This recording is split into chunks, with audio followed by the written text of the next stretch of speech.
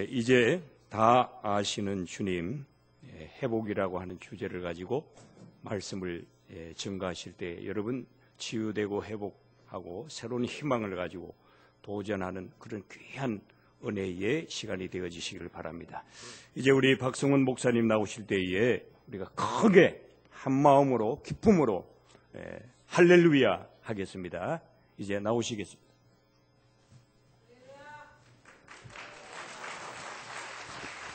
다시 한번 어제와 같이 자 손을 높이 드세요. 할렐루야. 할렐루야. 아멘.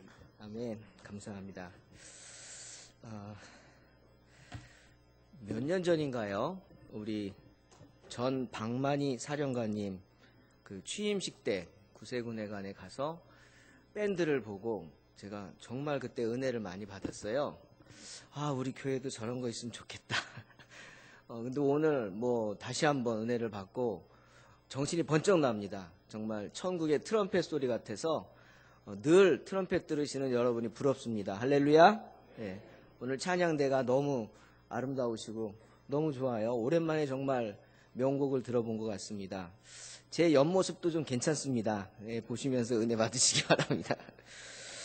반갑습니다. 어제 잠깐 인사를 드렸는데 저는 장로교 통합 측 목사입니다. 제 모교회는 압구정동에 있는 소망교회입니다. 거기서 학교를 다녀서 그 동네 살아서 이제 다니게 됐고 거기서 세례받고 신앙생활하고 추천받아서 장신대를 가게 됐고요. 저는 학부는 일반 대학을 나왔습니다. 통계학을 했고요. 직장생활도 조금 했고 사회생활도 해서 좀 맛을 좀 압니다. 그리고 이제 신학을 하게 됐는데 제가 구세군이 낯설지 않은 건 연락을 받고 조금 잠깐 망설였죠. 왜 제가 지금 개척을 한 지 10년, 이제 11년째 들어가는데 주일을 빈 적이 한 번도 없었어요. 한 번도 없는데 이제 주일까지 연결해서 부흥회를 하신다 그래서 제가 부흥회는 오늘로 4번째인데요. 고민을 하고 있는데 저희 교회 이제 은퇴하신 목사님 2분이 나오세요. 한 분은 하와이에 계시다가 이제 오시고 또 한 분은 이제 서울에 계시다가 오셨는데 상의를 했죠. 목사님 주일 좀 빠져도 될까요? 그냥 여쭤봤더니 너무 좋아하시는 거예요. 뭘 걱정하냐고. 걱정 말고 박 목사 다녀오시라고. 그래서 제가 그때 알았어요. 가끔 설교를 시켜드려야 되는구나. 그래서 아직 한 번 더 기회가 있습니다. 이제 한 번 하셨고 또 한 분이 또 하시길 기다리고 계실 것 같아서 그렇구나. 역시 목사는 설교단에 서야 그때 이제 본인의 그 마음을 갖는구나 이런 생각을 해봤습니다. 저희 그 처갓집은 구세군 영등포 영문입니다. 그래서 전혀 낯설지 않고요. 어제도 말씀드렸지만 이 할렐루야 저 잘합니다.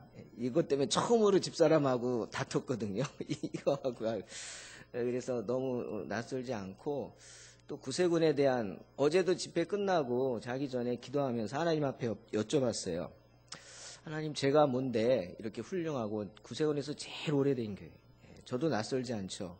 부산 지인교회라고 지금 한 130년 됐습니다. 제가 있을 때 한 115년쯤 됐거든요. 거기서 부목사로 있었기 때문에 분위기를 잘 알죠. 이렇게 귀한 교회에 어떻게 저를 세워주십니까? 이렇게 기도를 하는데 하나님이 말씀하시더라고요. 똑같다는 거예요, 저보고. 우리 구세군 구누님들, 집사람이 성도라고 하지 말라 그랬어요. 구누님들하고 똑같다는 거예요. 그래서 무슨 뜻인가 했더니 저는 현장에 특공대입니다. 할렐루야. 이 개척교회 목사라는 것이요 특공대입니다. 맨 앞에 현장에서 사람들 일일이 만나고요. 때로는 위협도 당하고 전도하다가 좋은 일도 있지만 그런 특공대인데 제가 여러분을 볼 때 이렇게 군복을 입고 다닐 수 있다는 게 특공대입니다. 할렐루야. 누가 군복을 입고 막 다닐 수 있겠습니까? 사람들이 이상하게 볼 수도 있을 거예요. 저도 처음에는 견장 빨간색으로 혈 해가 써온 보고는 너무 낯설었거든요. 이제는 익숙하지만 이 보통 믿음이 아니면 그런 군복을 입고 나갈 수가 없습니다. 저도 지금 우리는 이거 클러지 칼라라고 그러는데 목사님들이 이렇게 저희 교단에서 입습니다. 이것도요 쉽지 않습니다. 좋은 점 있어요. 넥타이를 안 사도 돼요. 그 돈이 아껴집니다. 하지만 이렇게 입고 다니면 제약도 많죠. 이제는 대부분 목사인 거 알거든요. 하지만 입고 다닙니다.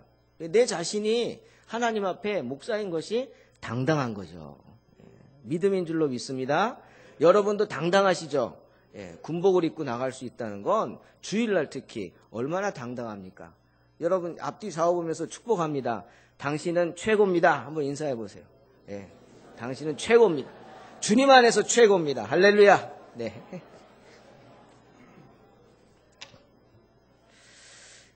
성경 요한복음 10장 11절에서 주님이 우리에게 이렇게 말씀하십니다. 나는 선한 목자다. 선한 목자는 양들을 위해서 목숨을 버린다. 하지만 삭구는 목자가 아니다. 양도 제 양이 아니다. 이리가 오는 것을 보면 양을 버리고 달아난다. 또 이리가 양을 물어 가고 또 해친다. 저는 이 말씀을 그전에는 그냥 알았죠. 아, 그렇구나. 목자? 아이, 사꾼이 되면 안 되지. 그런데 제가 저는 많은 경험을 했죠, 교회를. 또 큰 교회만 계속 있었습니다. 어떻게. 최근에는 동안교회라고 아시죠? 거기서 수석 부목사로 있고, 그 다음에 노년제일교회에서 담임 목회도 했고요. 그 다음에 제 사명이 있어서 하나님이 깨닫게 하셔서 개척을 동탄에다가 했는데, 동탄에 개척을 하고 나니까 이 말씀이 와닿는 거예요. 죄송하지만 나는 지금까지 사꾼이었나? 이런 생각이 드는 거예요. 그전에는 이 말씀이 와닿지 않았어요. 왜? 성도들이 많이 오시면 반갑죠. 오시나 보다. 환영하고 기쁘죠. 하지만 누가 안 오는지는 죄송하지만 모르는 거예요. 아, 안 오셨군요. 이렇게 되죠. 왜 안 오셨냐고. 이게 잘 안 되는 거예요. 그런데 개척을 하고 보니까 한 영혼이 얼마나 귀합니까? 심지어는 그 영혼을 놓고 기도합니다. 일주일 내내. 우리 사관님도 그렇게 여러분을 위해서 기도하실 줄로 믿습니다.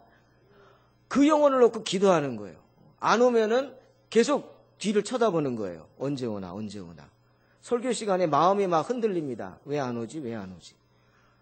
이게 목자의 마음이더라고요.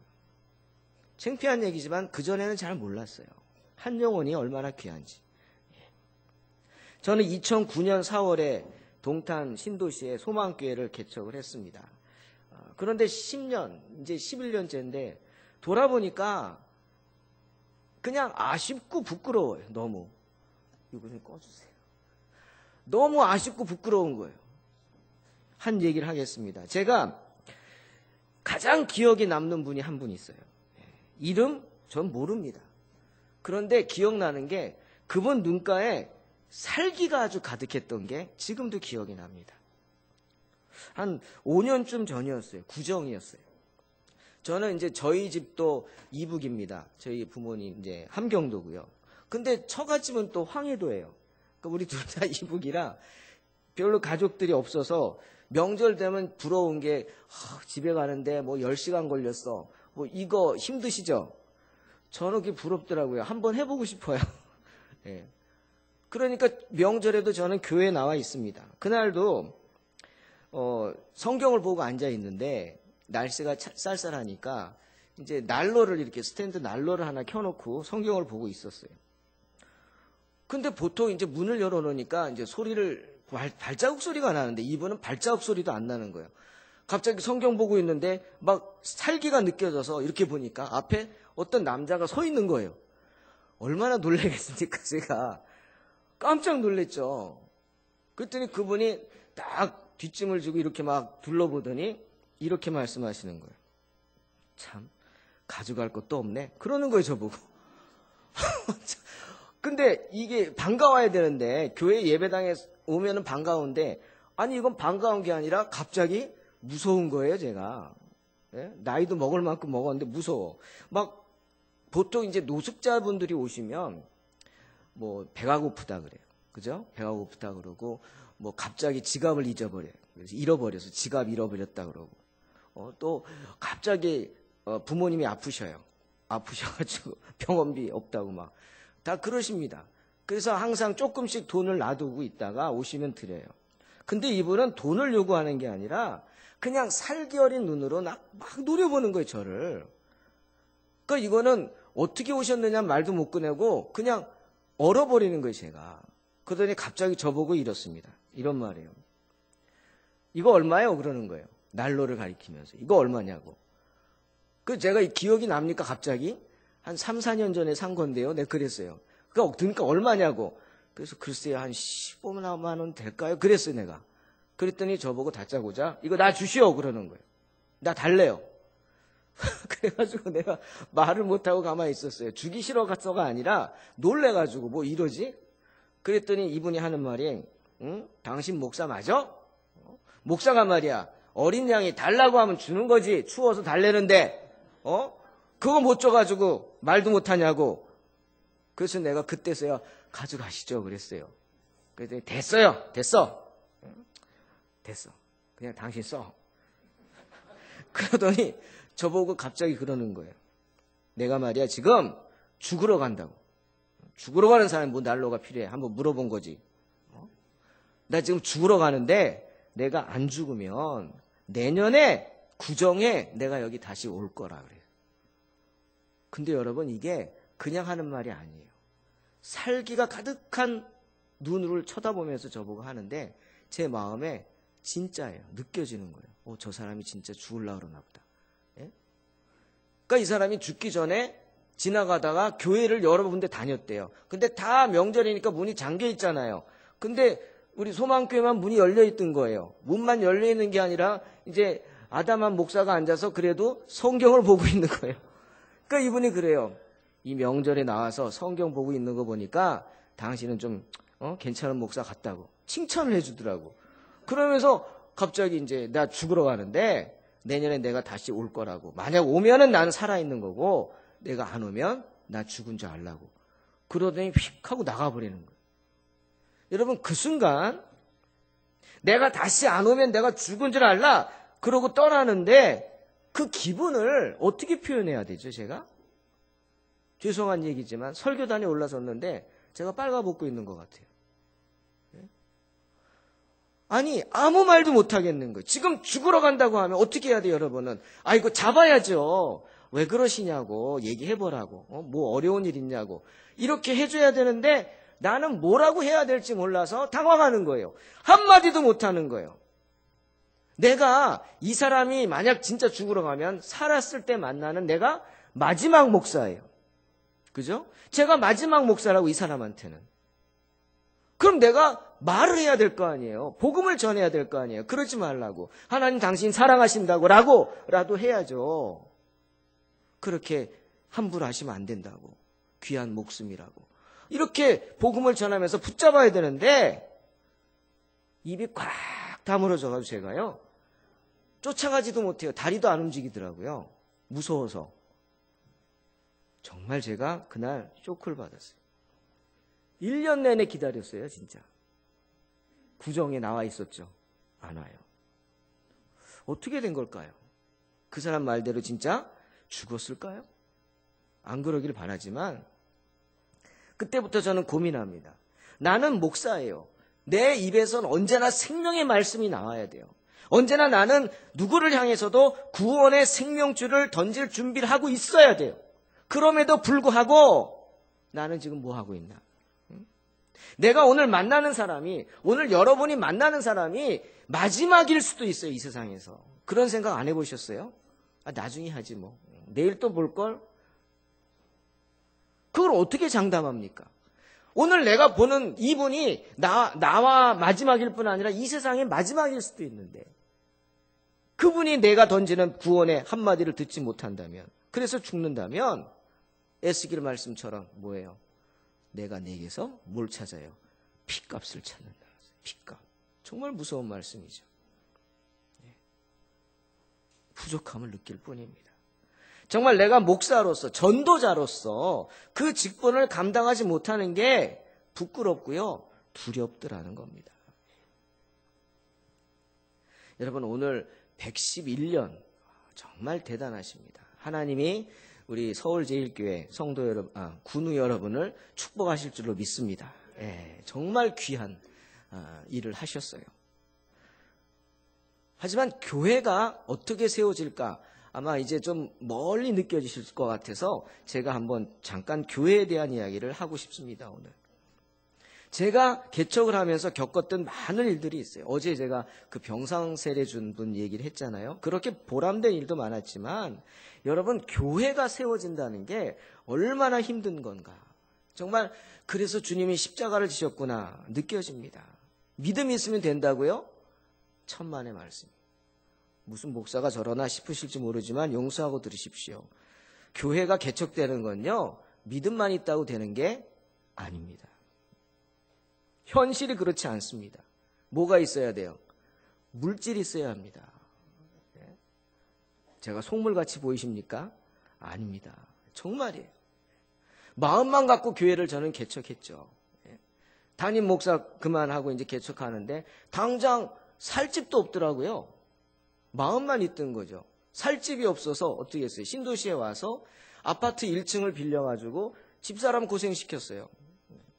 다행히 그 유치원 교사 뭐 자격증이 있어가지고 유치원 교사 그 자격증 갖고 어린이집을 하면서, 그러면서 가족들을 어린아이 셋 데리고요.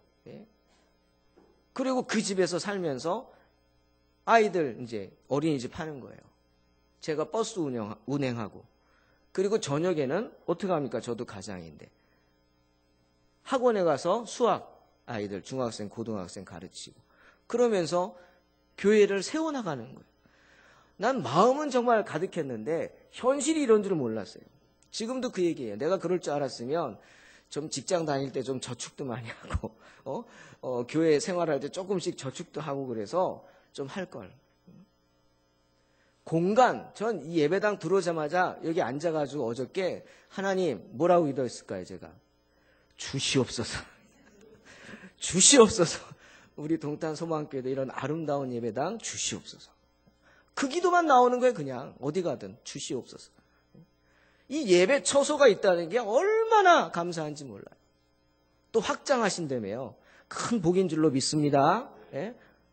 정말 큰 은혜입니다. 하나님이 교회를 확장할 수 있다는 게. 그 벽돌 한 장을 쌓는 은혜가 있기를 주님의 이름으로 축원합니다. 현실이 그게 아니라는 거예요. 그 다음에 또 하나가 뭐냐면 개척 멤버입니다. 함께 할 수 있는 사람. 저는 아무도 없잖아요. 가족들. 우리 그래도 5명이에요. 제가 그때 그랬어요. 하나 더 날 걸. 그러면 교인 늘어나잖아요. 그래도 5명이 예배 드리면서 어떻게 해요? 식구들 끄집어 드리는 거예요. 그때 이제 우리 장모님이 그 같은 동네 사셔가지고 장모님이 다니시던 교회를 안 나가고 우리 교회를 나오시더라고요. 그래서 나는 야, 역시 사위를 위해서 나오시는구나. 그랬어요. 그랬더니요, 저한테는 얘기 안 했는데 사모한테만 얘기했나 봐요. 사모가 얘기를 안 해서 몰랐어요. 2년 딱 되니까 발 끊더라고요. 2년 딱 되니까. 그리고 지금 86세신데요. 7세인가? 지금도 동탄에서 영등포 영문까지 지하철 타고 다니십니다. 와, 내가 구세군의 이거 무슨 믿음이요? 죄송합니다. 독한 믿음. 네. 그러고 지금 오지도 않아요. 2년만 딱 나와주시더니. 근데 지금도 이제 집에서 반찬해서 우리 밥 먹는 거 보내주시죠. 야, 역시 구세군은 다르구나. 제가 그랬어요. 그래서 우리 교회 나오시란 말도 안 해요. 먹혀들지도 않겠지만. 예. 이 멤버가 있어야 되더라고요. 근데 멤버가 없으니까 너무 힘든데 이제사 이제 한 11년 되니까 그 멤버들이 만들어지더라고요. 이제사. 10년 걸리더라고요. 10년. 그래서 저희 교회는 집사가 지금 7분이 계십니다. 7분 집사. 완전 7집사죠. 그 7가정의 멤버고 이제 다른 분들은 얼마 전에 나온 분. 뭐 이렇게 해서. 그래서 교회가 운영되는 거예요. 그리고 또 하나가 뭐냐면 여러분, 가족들의 기도입니다. 나는 내가 좋아서 목사 됐지만 애들은 무슨 죄가 있어요? 예? 그렇지 않아요. 우리 사관님, 따님 2분 계시죠? 따님들 아마 잘 이렇게 순종하시겠지만 불만 있을걸. 그죠? 그렇잖아요. 저희 애들도 그래요. 맨날 아빠는 뭐하러 삼성 다니다가 그만둬가지고 우리 이렇게 힘들게 하냐고. 그래요. 그래서 저는 그러죠. 야, 내가 지금까지 다녔겠냐? 잘렸지. 그런 얘기 합니다. 불만이 있죠. 그 가족들의 그 헌신, 기도. 정말 필요합니다. 그리고 더 중요한 건요, 내 자신이에요. 버텨야 합니다. 버텨야 돼요. 교회가 세워진다는 거는요, 하나님은 기뻐하시지만 사탄은 진짜 뒤집어질 일이죠. 그러니까 회방합니다. 온갖 수단과 방법을 다해서 회방합니다. 여러분, 우리 서울 제1교회가 부흥할 때 제일 먼저 찾아오는 게 뭔지 아세요? 사탄이 와요. 막 시험이 와요. 괜히 멀쩡하던 사람들 마음을 흔들어 놓고요. 뭐 군우들하고 사관님하고 막 사이를 갈라놓고요. 안 그랬는데 막 이상하게 보이고요. 예전에는 우리 사관님 키도 날씬하고 멋있었는데 저처럼 아담한 목사 보니까 왜 이렇게 키가 크지? 뭐 그런 마음도 생기고요. 괜히 그렇게 시비를 건다고요. 그거 이겨야 됩니다. 그거 버텨야 합니다. 저도 교회 개척하면서 정말 겪어보지 못한 일들을 많이 겪었어요. 제가 어제 말씀드리니까 웃으시던데 뭐 웃으면서 말했죠. 하지만 정말 마음 아픈, 저는 유통기한 지난 거 그냥 많이 먹습니다. 유통기한 지난 거.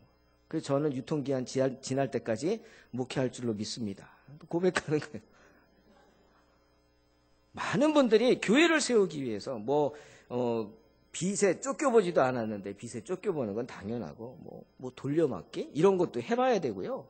또 이단이 들어와요. 좀 부흥하니까 교회 한 6, 70명 되니까 막 이단이 이상한 목사가 도와주겠다고 들어와서, 그래서 목사가 목사를 조심해야 돼요.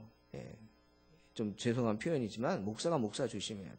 도와주겠다고 와가지고 다 다른 뜻으로. 그래가지고 교인들 한 7, 8가정 데리고 나가요. 모함해서. 야, 정말 여러분 혹시 사람을 죽여보고 싶으신 적이 있으셨어요? 솔직한 표현입니다. 그땐 진짜요. 그 마음을 알겠더라고요.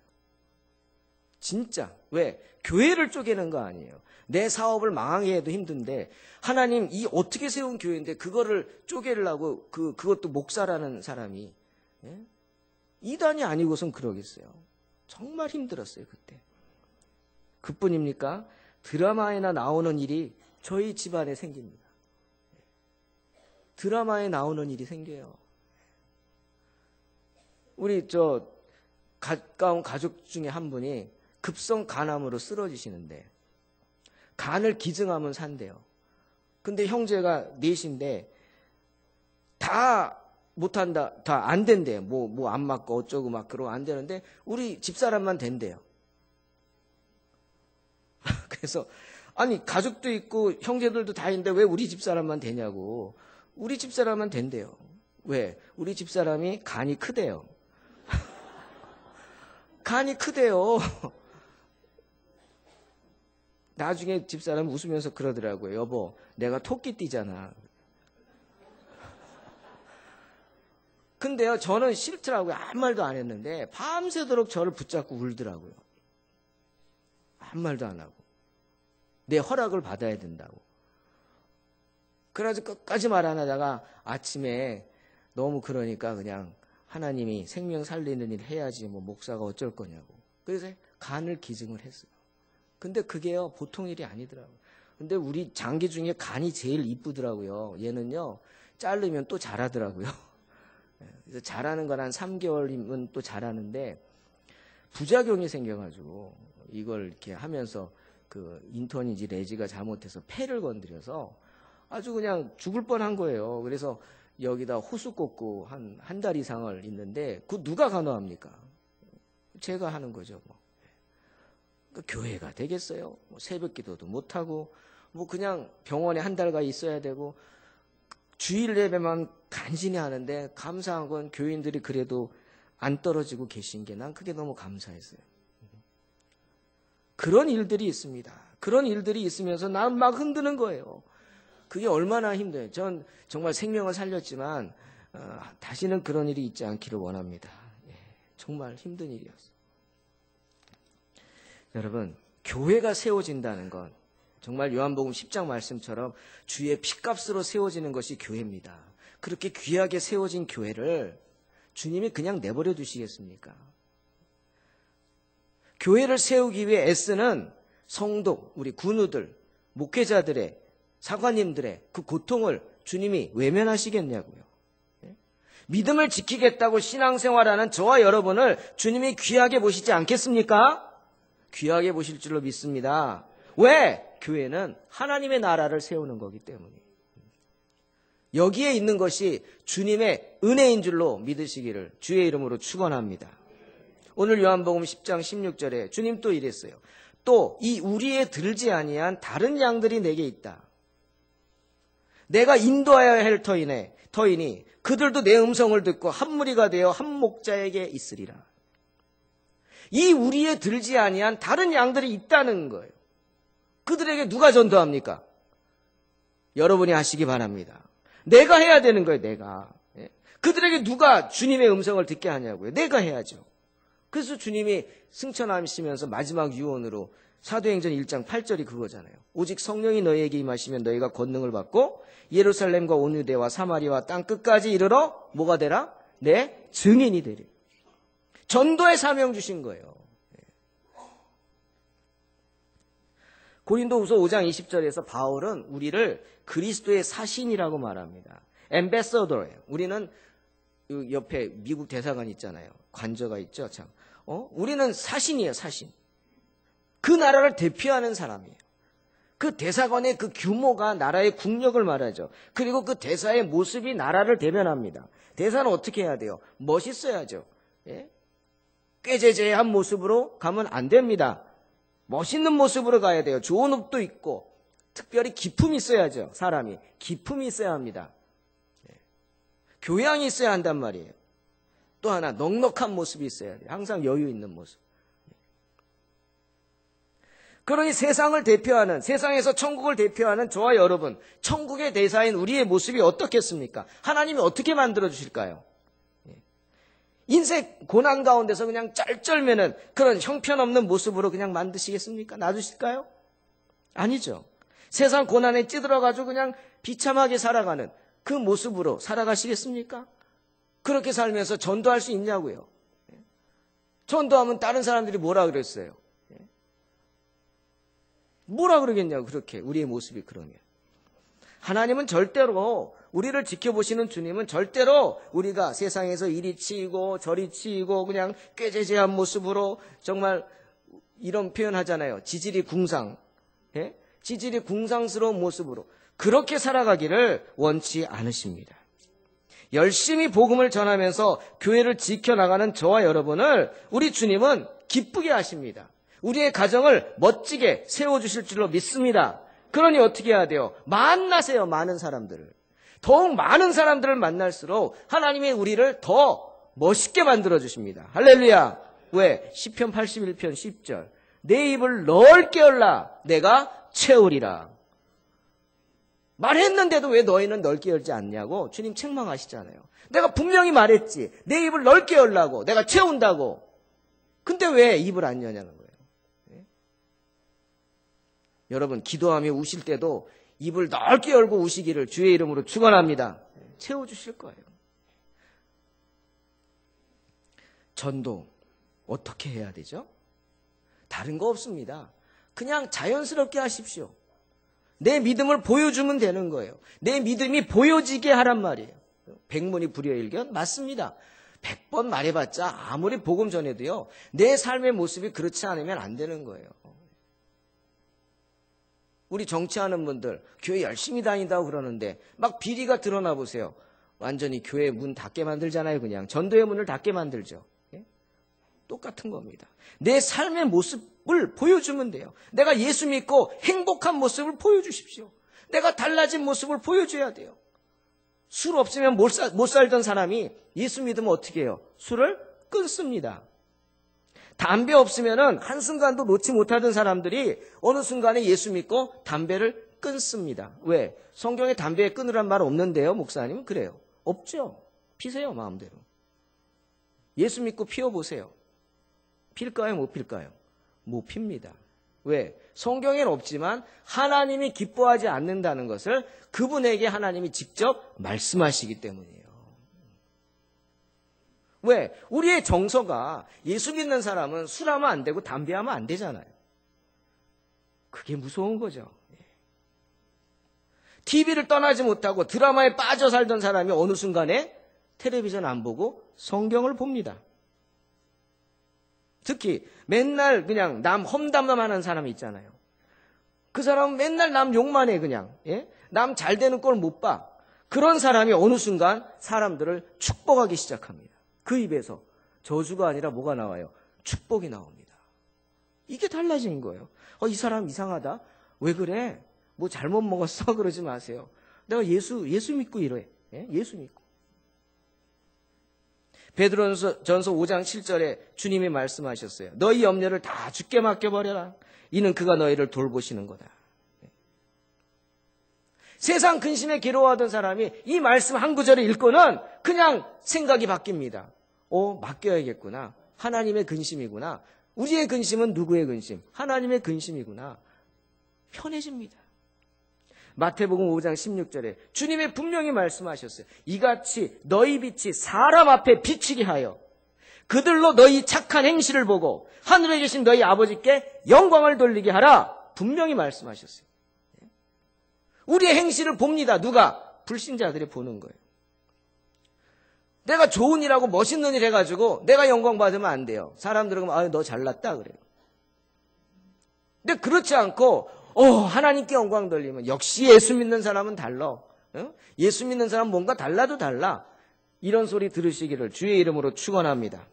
그렇게 나의 변화된 삶의 모습을 통해서 자연스럽게 전도하는 것입니다. 여러분, 목사의 이중직이라고 요즘 많이 얘기합니다. 사관님들은 아실 거예요. 목사의 이중직. 이게 뭐냐면 목사는 목회만 해야 되거든요. 1년 내내 그냥 일주일 내내. 그런데 그게 안 되는 거예요. 목회에 전념할 수가 없어요. 왜? 목사도 가정이 있잖아요. 먹고 살아야 되잖아요. 자녀들이 있잖아요. 자녀 교육도 시켜야 되잖아요. 등록금은 또 얼마나 비쌉니까? 근데 교회가 그걸 못하면 내가 해야 되는 거예요. 그래서 할 수 없이 솔직히 먹고 살기 위해서 목사님들이 이것저것 하는 분들이 많습니다, 지금. 그러면서도 교회를 지켜나가는 거예요. 제가 있는 동탄의 신도시에도요, 한 130개, 150개 교회가 있습니다. 꽤 있죠?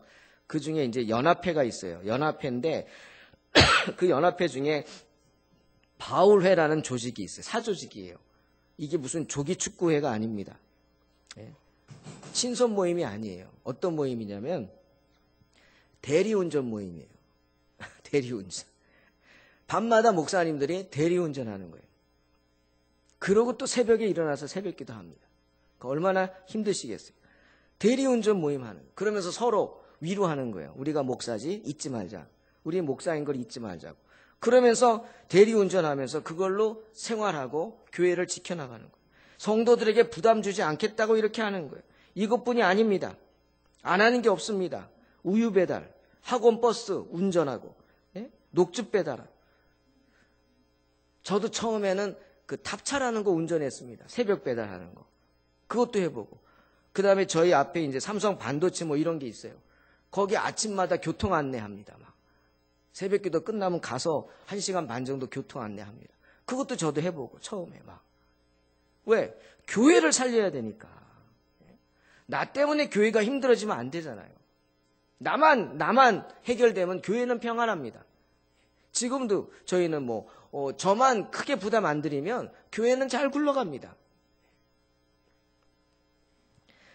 제가 이런 말씀 드리는 이유가 있습니다. 여러분, 교회는요, 절대로 거저 세워지지 않습니다.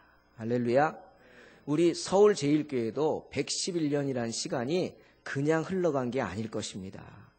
많은 선배 신앙인들의 눈물과 기도와 헌신이 오늘 이 교회를 있게 한 것입니다. 세상 살기 힘들다고요? 교회가 세워지는 것만큼 힘들까요? 힘들어도 그거 다 나를 위한 일 아닙니까?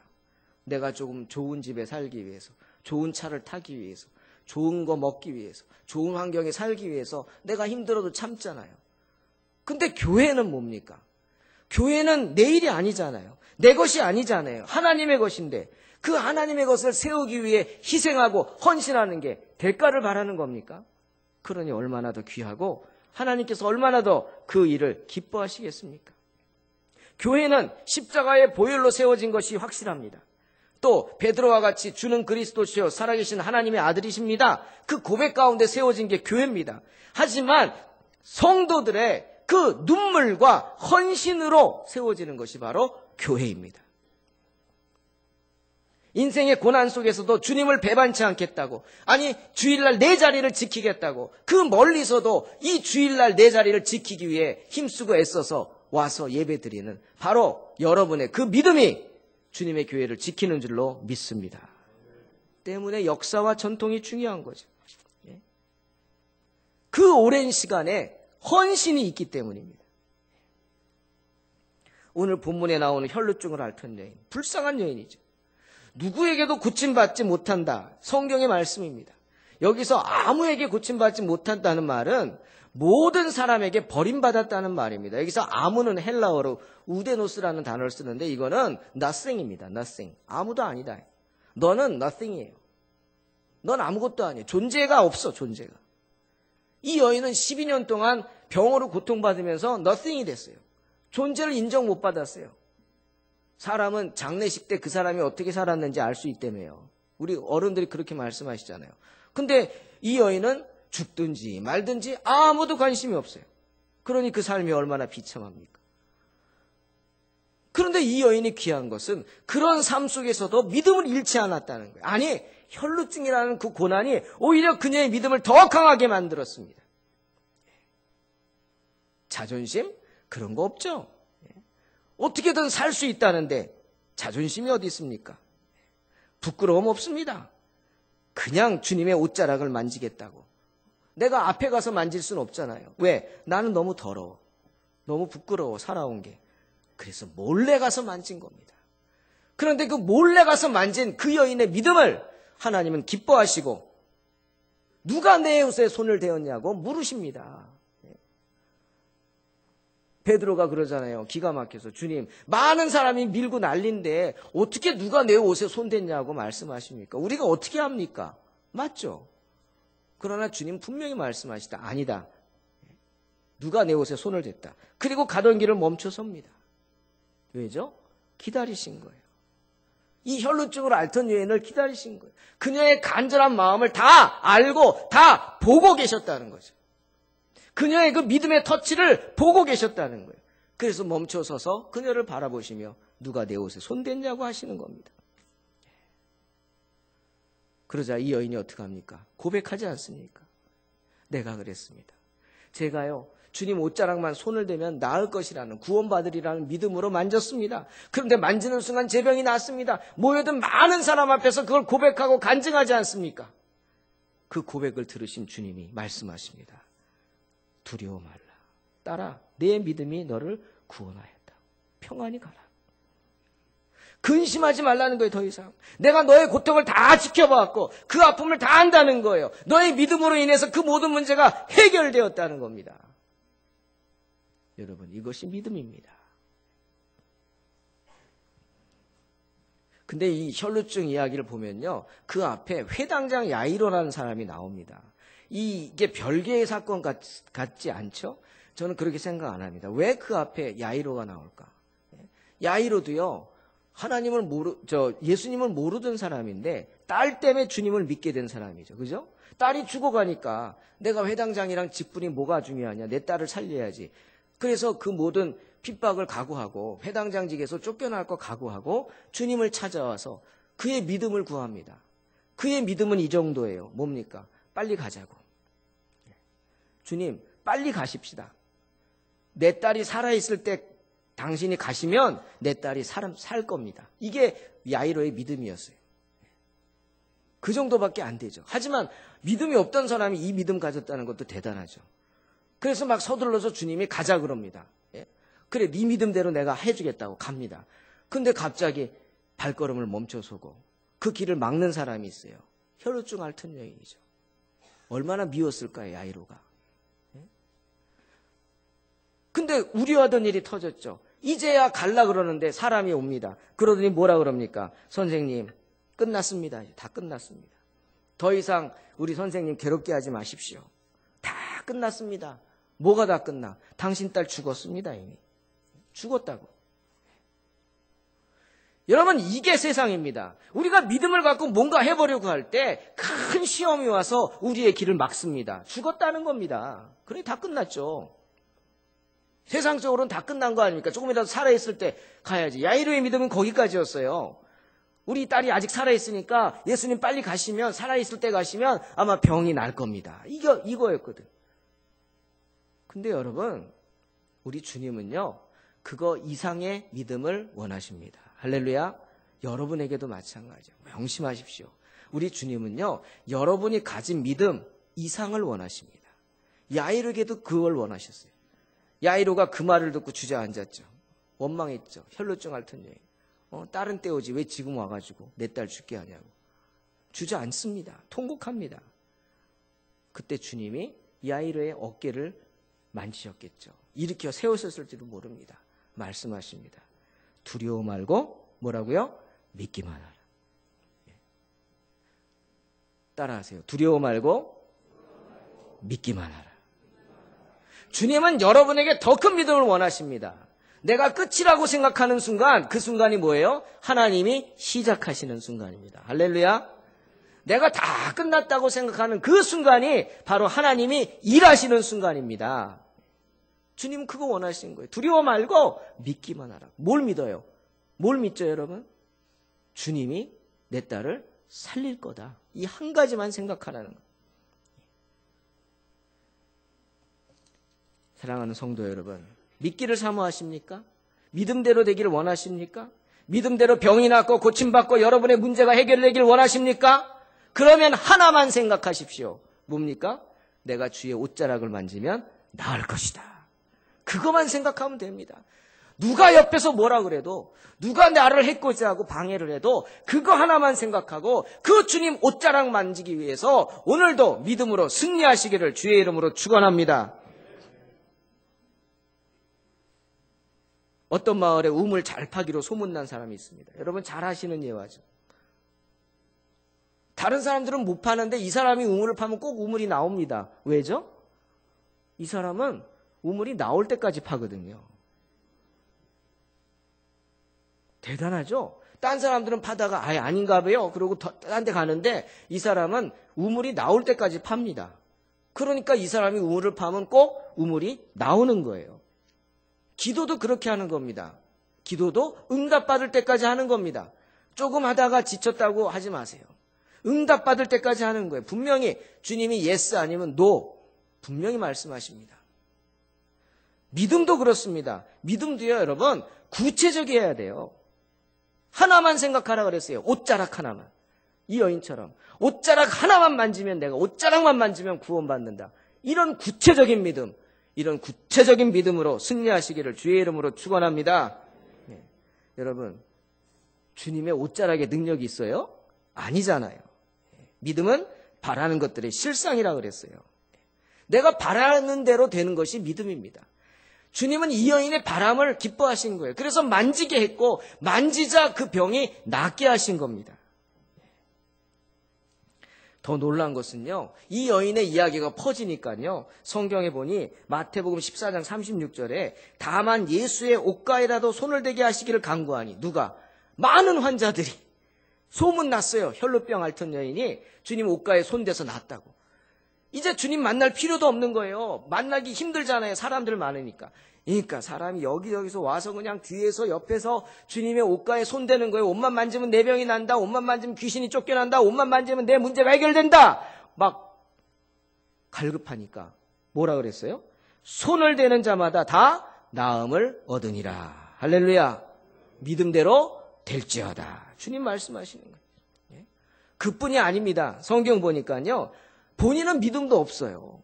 본인은 뭔지 몰라. 그런데 그 가족이 믿음을 갖습니다. 그 가족이 믿음을 가져서 여보 가야 돼. 주님 만나야 돼. 나 못 가. 나 움직이지 못해. 괜찮아. 가족들이 그 남편을, 아빠를 침상에 누인 채로 그리고 메고 갑니다. 주님께. 주님께 침상을 맨 채로 데리고 갑니다. 그래가지고 주님 좀 만져달라 그럽니다.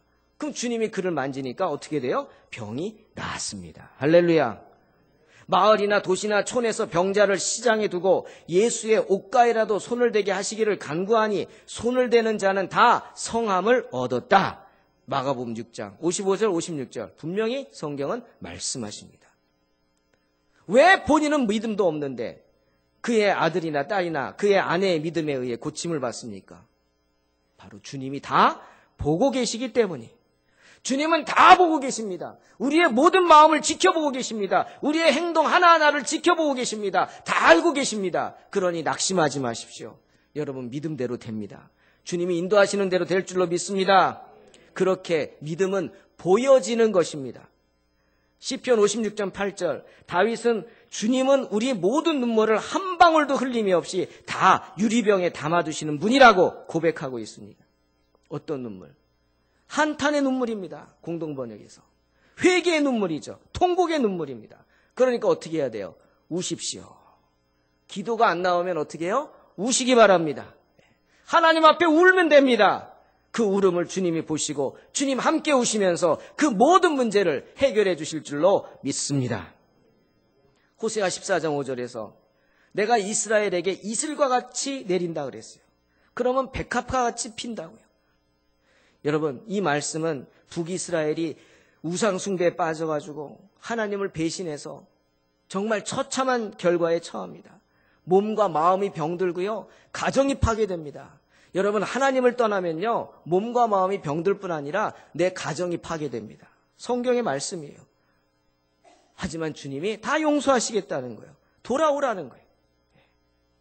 오라 우리가 여호와께로 돌아가자. 여호와께서 우리를 치셨으나 찢으셨으나 도로 낫게 하실 것이요 우리를 치셨으나 싸매어 주실 것입니다. 돌아오라는 거예요. 이제 부끄러워하지 말고 창피하지 말고 이 혈루증 앓던 여인처럼 와서 옷가라도 만지라는 겁니다. 그러면 이슬같이 촉촉히 우리의 모든 것을 하나님의 은혜로 덮어 주실 줄로 믿습니다. 주님은 우리의 모든 아픔과 슬픔을 아십니다. 우리의 고난 가운데서도 주님은 우리와 함께하기를 원하십니다. 모든 것을 아시는 주님 붙잡고 낙심치 말고 승리하시기를 주의 이름으로 축원합니다.